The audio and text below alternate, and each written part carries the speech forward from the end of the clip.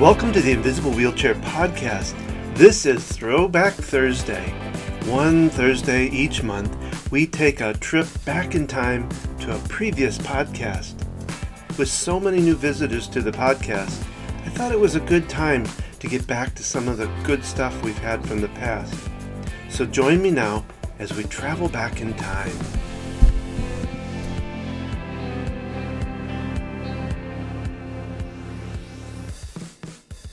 This was my first interview with Dr. Z. Stay tuned. Later this month, we have a second interview with Dr. Z. Now, let's get to this Throwback Thursday interview with Dr. Z.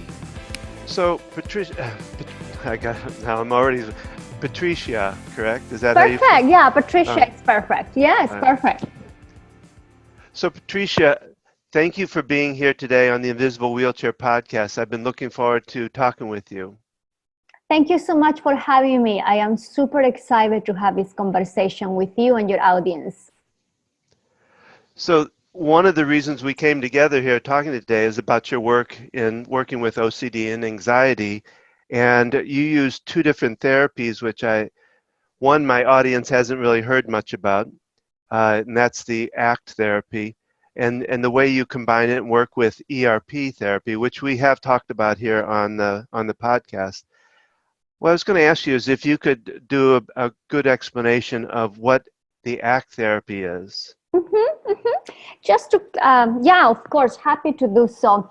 ACT stands for Acceptance and Commitment Therapy, and it's called a third wave therapy, and it's blending the principles of radical behaviorism and mindfulness.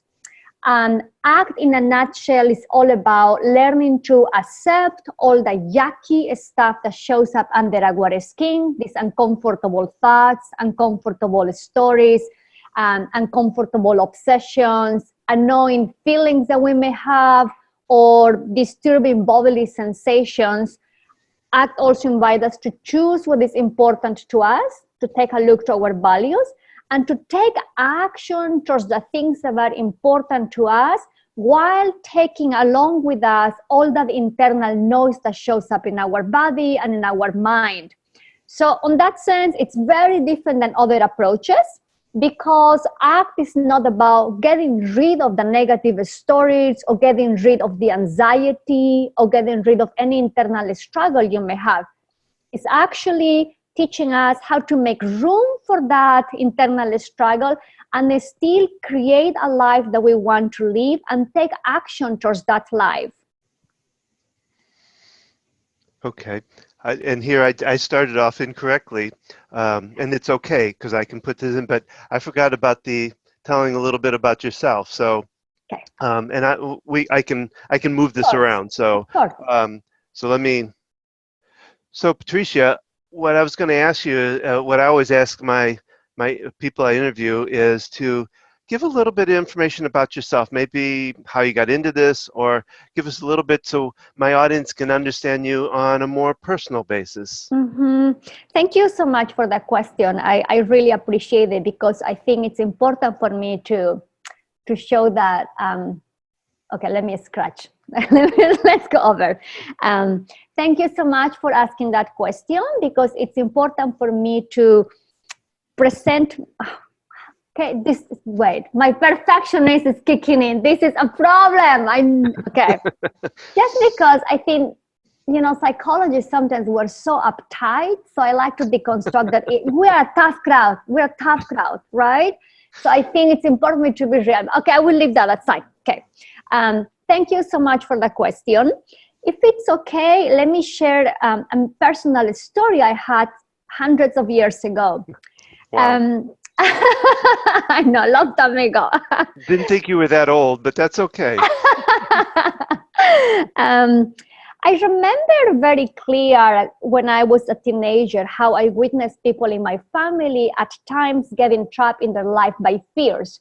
Fears about making mistakes, fears about making the wrong decision, fears about upsetting others. And I have clear images about those moments in which I was surprised, shocked, disappointed to witness those things.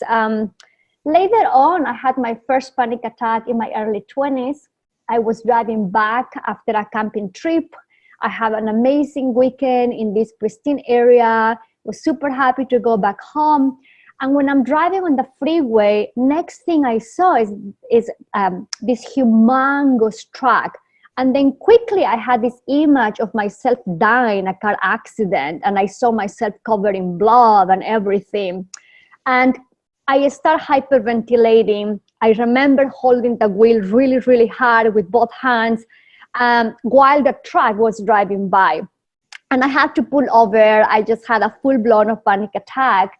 And this image of me dying in a car accident has been present in my life since then. Sometimes when I'm driving, sometimes when I'm walking on the street. But I think, to me, one of the things that appreciate from those moments, although they were challenging, to witness how people get shaped by fear, to have my first panic attack, and to deal with different forms of anxiety, is that every person experiencing some uncomfortable moments, whether it's with images, sensation, feelings, worries, anxieties, and we really do the best we can to handle them. So for me, I think in my life, I have seen how fear has shaped some of my family's behaviors in terms of what they can do, what they cannot do. And it's really hard when people organize their lives around fear. So I think I have done the best I could to relieve my fear and relate to it in a way that doesn't block my life or doesn't hinder me from being the person I want to be. When thinking about anxieties, whether that's dealing with a specific phobia or with chronic worry or with OCD, it's all driven by fear. Fear about being misjudged, fear about this annoying image, this disturbing image that shows up in your mind, fear about a catastrophic thing happening, fear about being trapped in an elevator, you name it. All anxiety disorders, OCD, and trauma are certainly driven by fear-based struggles. So my passion starts with my history, with my family history about how people deal with fear, and my own experience having to overcome my own patterns and just to be the person I want to be. Oh, that's great. Thank you. That was wonderful. So, Patricia, what I was going to ask you now is that we talked about you defined ACT therapy. What I'd like to know is how you work with combining that with the ERP therapy, the exposure response prevention. In fact, what I might ask you to do is to quickly give just a brief description of ERP to remind my audience, because we've talked about it before, but and then talk about how it combines together and conceptually how it works together to help people with OCD, with anxiety.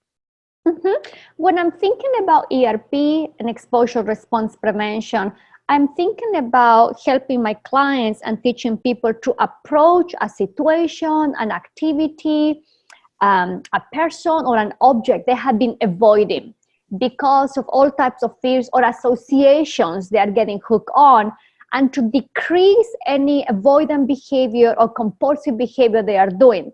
So the response prevention, it stands for doing less of any compulsion avoidant behavior, and the E of the exposure, it stands for approaching and getting close and leaning towards those aversive experiences.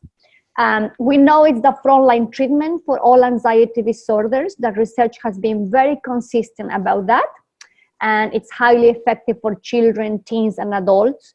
And in ERP, most people are going to develop an exposure ladder, and you're going to be approaching each situation as you move in this exposure ladder. So thank you for the explanation. That's wonderful. And now if you could tell how you blend ACT in with that to make, I would imagine, to make it more effective. I think ACT really can augment and amplify the power of ERP. And there are many ways in which people are integrating right now ACT and ERP, right? I can tell you more how I do it and how I see it, but if you talk to any other ACT therapists, they may have a different take. Yeah, because the model is very flexible, right? Since it's more principle-based, not too much technique-based, but principle-based, so then every person can deliver their personal style. when I think about integrating ACT and ERP, one of the beauties that has, let me start. When I think about integrating ACT and ERP, one of the most amazing interventions I have seen is how ACT invites people to choose what matters to them. Really look into their values and what speaks to their heart and what's the stuff that they really care about, and build the exposure exercises from that place. So it is very different to ask a person to touch a doorknob because they have fears of contamination versus to ask a person in which way touching this doorknob will help your life, in which way getting exposed to this fear of germs is going to help you to be the person you want to be. Are you willing to touch the doorknob so you can be the person you want to be? So those are very, very different conversations, right? The frame of exposures within ACT, it's all about values. It's all about values-based behavior. So we don't ask clients to do anything unless it's related to their values, the person they want to be, how they want to show up in relationships, how they want to show up in their friendships, how they want to relate to themselves. So once you help people to figure out what matters, then you talk about all the blocks. And one of the blocks that shows up is all the avoidance and compulsive behaviors. And we look at how all these behaviors are affecting their day-to-day living. So the exposures are built under the umbrella of values, and again, helping people to figure out what matters to them, which is very different. In traditional ERP, you will basically go quickly, you do psychoeducation, then you develop an exposure ladder, and then you keep moving. Within ACT, you create a contextual frame, you create a frame of change, and the frame of change is helping people to identify our values, what we care about, and from that place, then we talk about willingness. And willingness is not that this fancy smanchy word. It's really about creating different exercises in which we experience discomfort. We experience discomfort because, let me stop.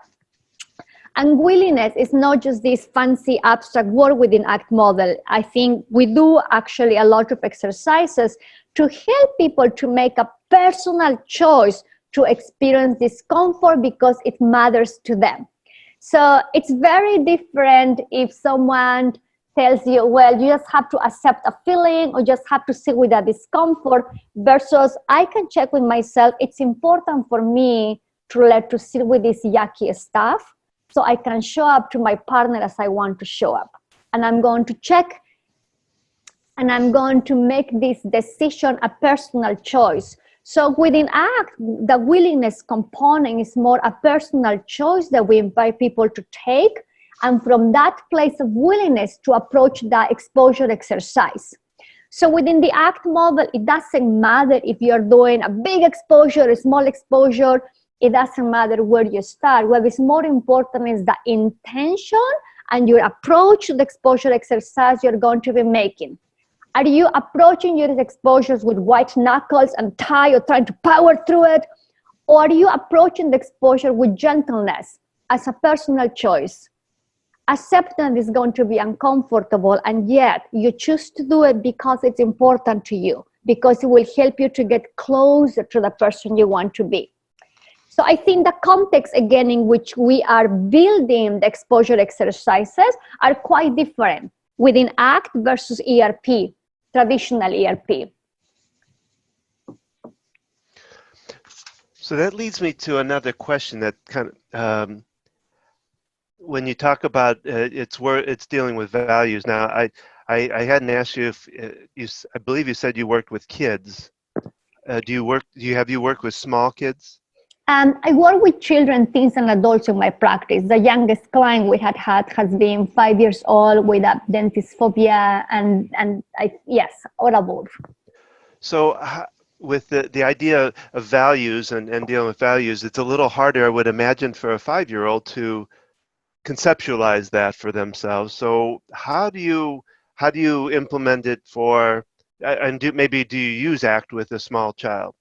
Yes, absolutely. I think, to me, if you ask me, ACT applies to all populations and across ages. There is no reason why ACT cannot be delivered to any person who doesn't want to stand up for something in life, who doesn't have aspirations, who doesn't want to create a life that is worth living. A 5-year-old, even though may not use the word values, they have wants, they have desires, they have curiosities, right? They have this curious mind. So I think with the kids, we do a bunch of games, right, to figure out what is important to them. Usually the question is, what's the stuff that you care about? In which way, doing this behavior is getting in your way, right? What's happening there? I think I have to say that the richest conversation many times in my work, they really come from the kids and with the teens. They blow my mind. I think they're extremely real. They keep me on my toes. But also I think they are really,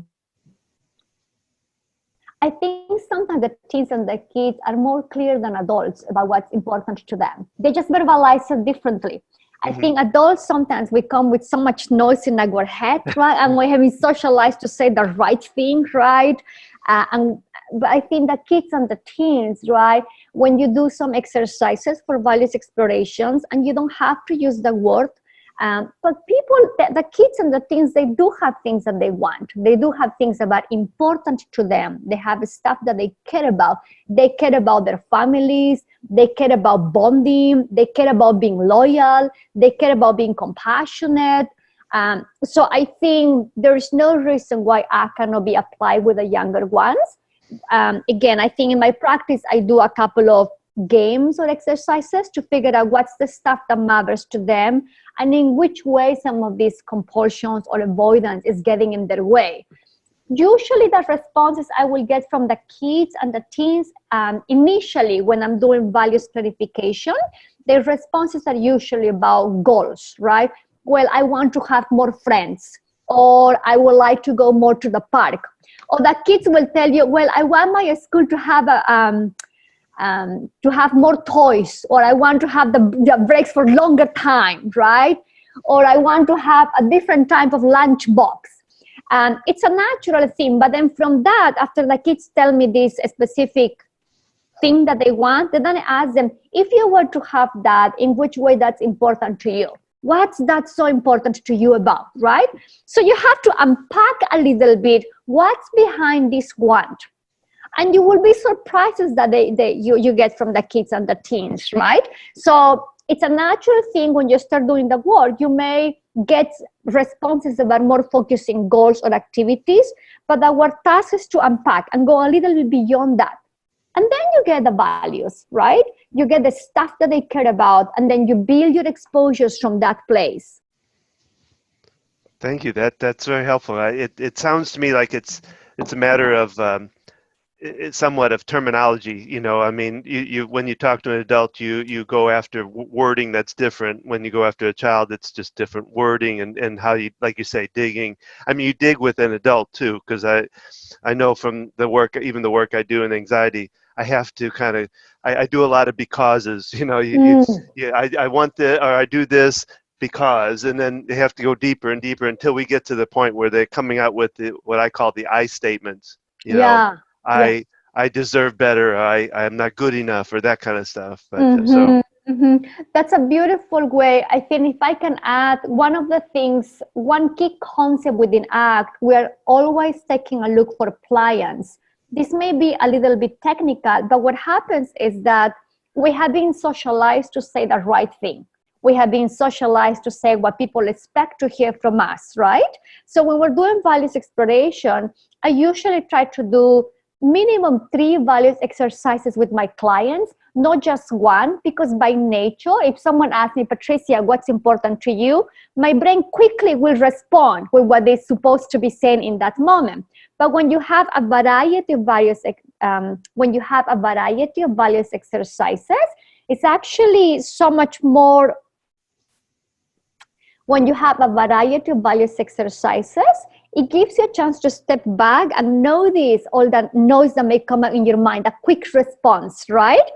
And you figure out, I think, with more clarity, what really speaks to you as individual versus what you have been socialized you're supposed to be saying, right? So I think pliance is something that we pay attention to. What am I really saying here? So, do you see, in looking at how you use ACT with ERP, do you see Yeah.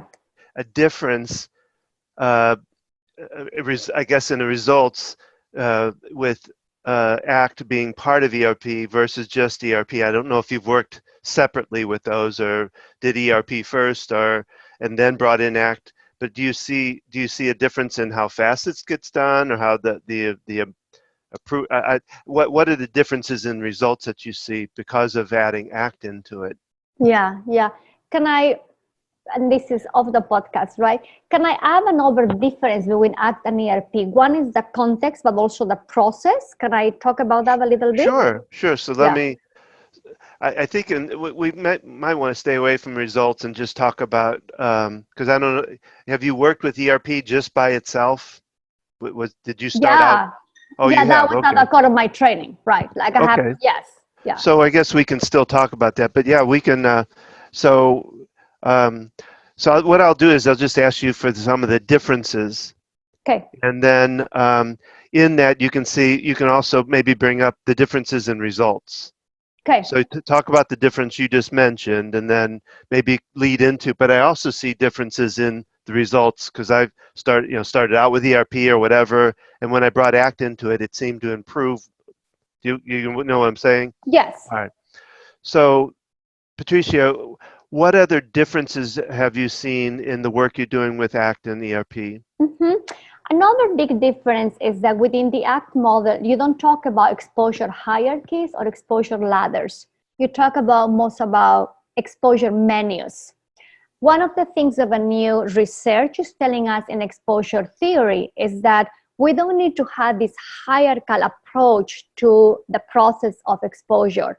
You need to have variability of settings and ways in which people are learning to get in contact with this aversive stimuli, the aversive experience.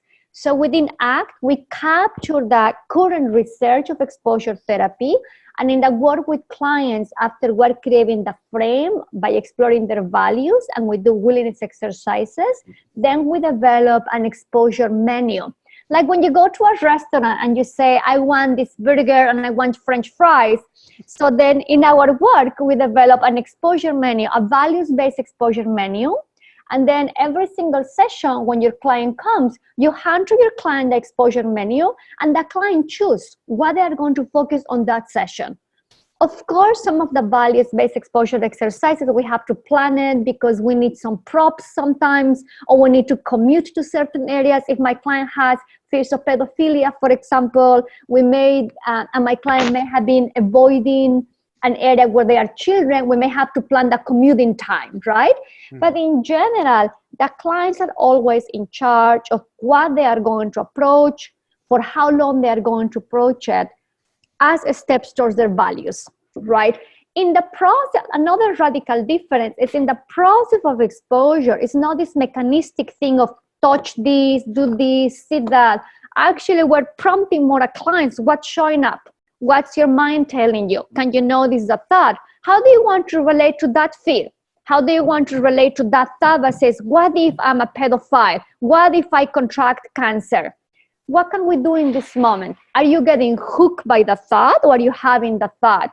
So the exposures within ACT, the how-tos, they look quite different. They are more interactive, I would say. They look less mechanical because, again, while it's a research-based approach, more than the technique, it's the process in which you are helping people to get in contact with what they're scared of.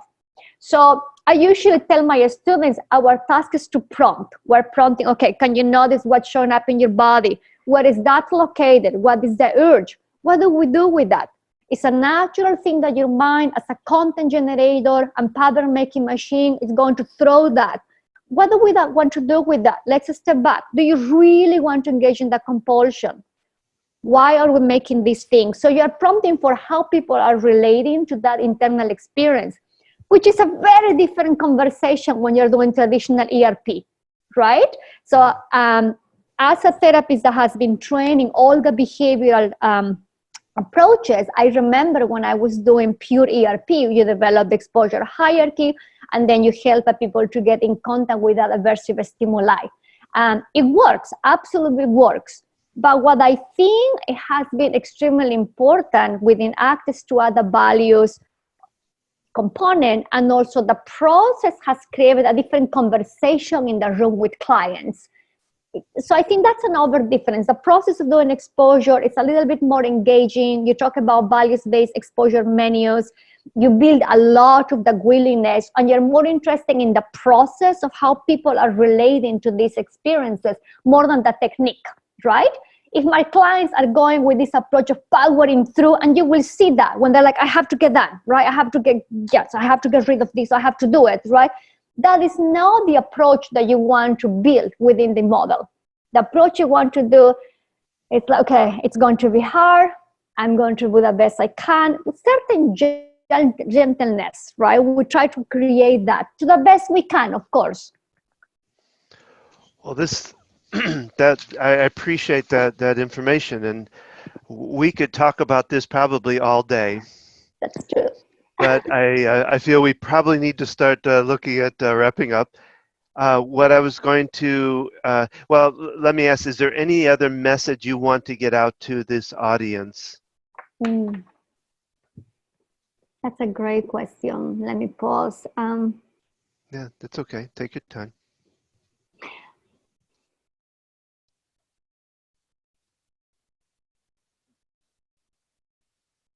I think the biggest message I try to tell my clients, and is one of the, I think, biggest learnings in my life, is that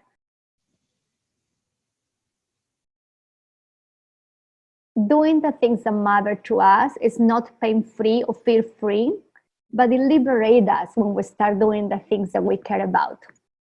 So I think for all your audience, I want to encourage all of you to do the best you can to take steps towards building the life you want to have.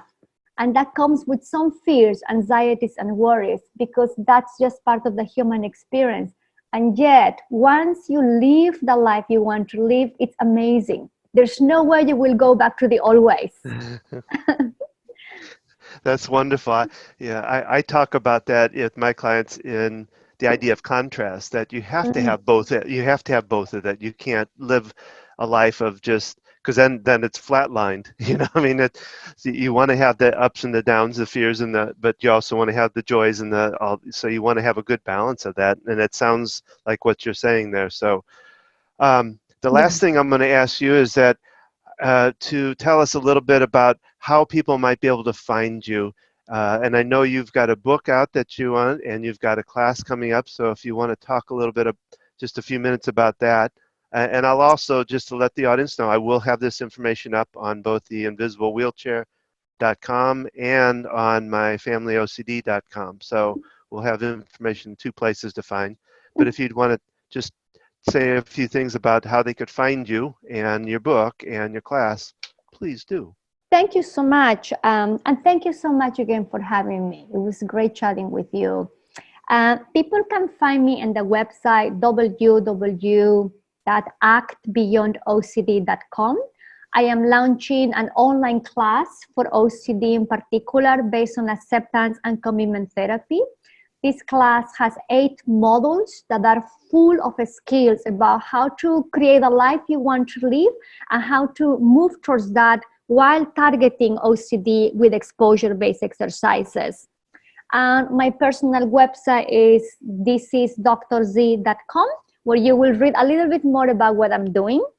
And if you are a teenager, or you're raising a teenager, or you're a school psychologist or an occupational therapist, or you work in any capacity with a person, with a teen dealing with OCD, my new book is called The ACT Workbook for Teens with OCD, where I'm talking a lot about the choice point for teens to approach all these situations, people, activities they are struggling because of OCD. It's a workbook, it's full of skills. I also have an illustrator from UK that created 20 beautiful, super friendly illustrations for the teens. So I think if people want it, that's another way to get a hold of me.